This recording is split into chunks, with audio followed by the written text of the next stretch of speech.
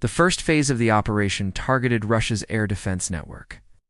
Ukrainian HIMARS batteries fired guided rockets toward radar stations and command centers. The rockets hit with surgical precision.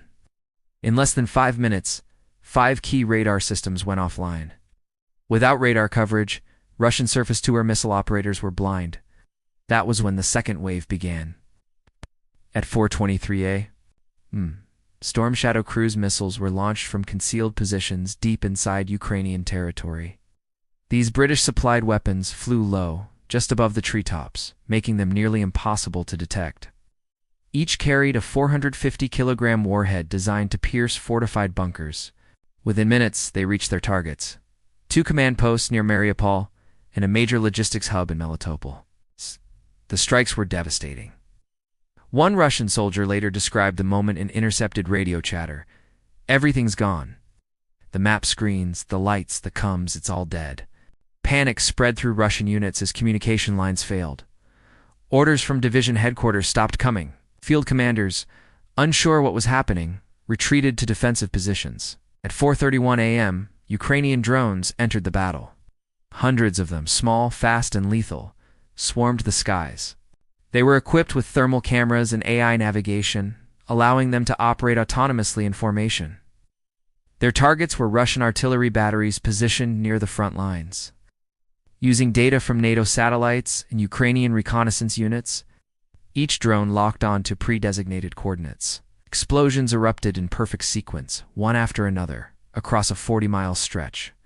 Russian anti-air gunners opened fire blindly. The night sky filled with tracers and smoke, but most drones flew too low or too fast to be hit. Some carried small warheads. Others dropped grenades or kamikaze charges directly onto tanks and armored vehicles. By 4:45 a.m., the drone swarm had destroyed more than a dozen artillery positions. In the Black Sea, a parallel assault was unfolding. Ukraine's naval drone fleet, operating from hidden coastal bases, moved toward Russian patrol routes. These were not ordinary drones. They were semi-autonomous explosive boats equipped with radar-reflective decoys. Their mission was to confuse Russian radar operators and lure them into activating coastal defense systems. As Russian ships began tracking the decoys, Ukrainian radar jamming units on shore unleashed electromagnetic interference, crippling Russian targeting sensors.